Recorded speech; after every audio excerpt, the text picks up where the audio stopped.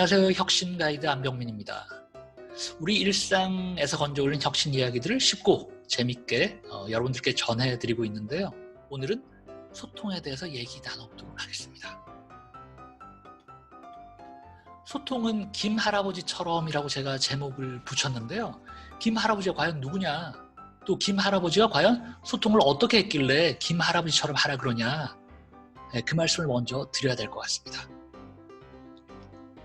2011년도에 그대를 사랑합니다라는 영화가 개봉을 했습니다. 저도 되게 감동적으로 본 영화인데요. 제작비는 달랑 10억 원. 많지가 않은 금액이죠. 그럼에도 불구하고 무려 150만 명이 넘는 관객몰이를 했던 영화였습니다. 이유는 여러 가지가 있을 것 같아요. 스토리도 되게 탄탄했고요.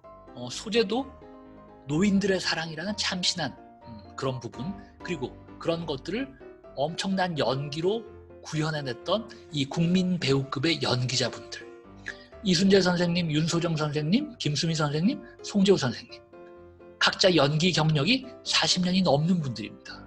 애초에 연기력 논란이라는 게 있을래야 있을 수가 없는 분들인 거죠. 영화 속에 이런 장면이 나오는데요. 김만석 할아버지와 송이쁜 할머니의 데이트 장면. 김만석 할아버지가 송 할머니에게 마음을 계속 키워오시다가 용기를 내서 데이트 신청을 하시는 거예요. 편지를 보내십니다. 언제 어디서 우리 만나요? 라고 편지를 보내셨는데 바람을 맞으시는 겁니다.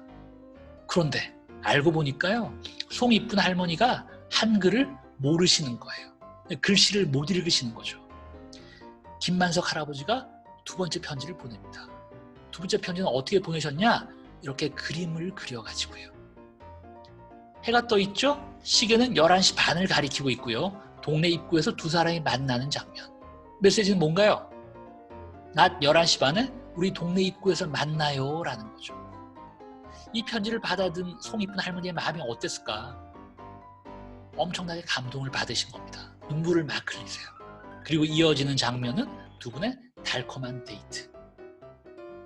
거의 10년이 다 된 이 영화를 제가 왜 다시 꺼내들었냐, 여러분들께 이 소통에 대한 얘기를 해드리려고 꺼내든 거예요.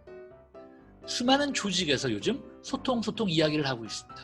그만큼 소통이 힘들고 어렵다라는 방증인 것 같아요. 다들 비슷한 생각을 하고 있는 것 같은데요. 자세히 들여다보면 어떤 사람은 야, 반이나 남았어 라고 생각하는 반면에 또 다른 사람은 야, 우리 반밖에 없어 라고 생각하는 거예요. 제대로 된 소통이 되지 않으면 그 조직은 한 발짝도 앞으로 나가기가 힘들 겁니다. 그래서 리더가 어떻게 하나요? 조직원들을 불러 모아놓고 니네 생각들 한번 허심탄회하게 얘기 한번 해봐.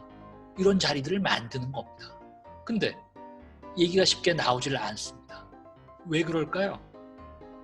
고양이가 쥐를 불러가지고 네 생각 한번 편하게 얘기해봐. 쥐가 얘기할 수 있을까요? 말 한마디 까딱 잘못했다가는 고양이에게 잡아먹혀버리잖아요. 그러니까 몸을 사리는 겁니다. 그래서 사실 제대로 된 소통이 되려면 건강한 조직 문화가 전제돼야 된다. 조직 문화가 건강하지 않으면 어떤 일이 벌어지냐, 이렇게 니네 생각 한번 얘기해봐 자리를 만들잖아요.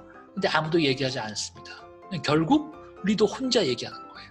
혼자 일방적으로 지시하고 명령합니다. 훈시하고 설교합니다. 제대로 된 소통이 아닌 거죠. 쌍방향의 소통이 아니라 혼자 일방적으로 퍼붓고 끝나버리는 거예요. 우리 술자리 한번 생각해 보세요. 친한 친구랑 술 한잔 하실 때 술을 잔에 따라가지고 서로 주거니 받거니 하시잖아요. 그 과정에서 바로 우리의 마음이 오고 가는 겁니다. 그런 게 소통인 거죠. 이 눈높이를 맞춘다라는 것도 되게 중요한데요. 각자 눈높이가 다 다르거든요. 근데 이 두 사람이 만나려면 어떻게 해야 되냐? 밑에 있는 사람이 올라오는 게 편할까요? 위에 있는 사람이 내려가는 게 편할까요? 위에서 내려오셔야죠.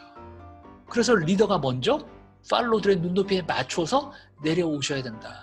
그래야 소통이 가능해진다라는 말씀을 드리는 겁니다. 자, 여기 이 그림 보시면 위에서 내려다보고 있잖아요. 여기서는 밑에서 올려다보고 있잖아요. 이 제대로 된 소통이 일어나기 힘든 구조입니다. 서로 간의 이 주종관계라는 걸 바로 보여주는 그런 상황인 거죠. 주종관계가 아니고요. 서로를 똑같은 인격체의 입장에서 동반자적인 관점으로 존중하셔야 된다는 거. 그러면서 진심이 전달될 때 우리는 이걸 제대로 된 소통이라고 이야기하는 겁니다. 그런 관점에서 이 피터 드러커의 말은 시사하는 바가 아주 큽니다. 내가 무슨 말을 했느냐가 중요한 게 아니다. 상대방이 무슨 말을 들었느냐가 중요하다. 많은 리더들이요, 팔로들을 모아놓고 자기 할 말만 마구 쏟아 부어버립니다. 그러고는 난 소통 잘하는 리더야. 혼자 오해하고 착각하는 거죠. 소통이란 게 그런 게 아니다라는 겁니다. 기준이 어디에 있어야 된다고요? 내가 아니라 상대방에게 있어야 된다고요. 내가 어떤 말을 하더라도, 아무리 좋은 얘기를 하더라도 상대방이 하나도 듣질 않는다면 소통이 전혀 없는 거나 마찬가지죠. 그러니까 상대방이 제대로 잘 듣게 하려면 어떻게 해야 될까? 리더 입장에서는 고민을 하셔야 된다라는 겁니다. 결국 우리가 절대 잊어서는 안 되는 체크포인트. 소통은 상대의 눈높이에 맞추셔야 된다라는 겁니다. 내 눈높이가 아니라 상대의 눈높이에 맞춰서 우리의 메시지가 전달될 때 소통이 올바르게 일어날 수 있다. 꼭 기억하시면 좋겠습니다.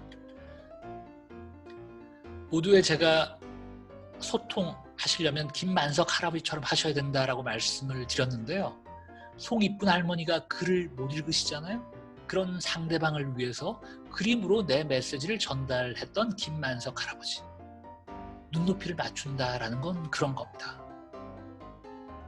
모쪼록 이 영상을 통해서 주변 사람들과 행복한 소통 만들어 나가시면 좋겠습니다. 고맙습니다.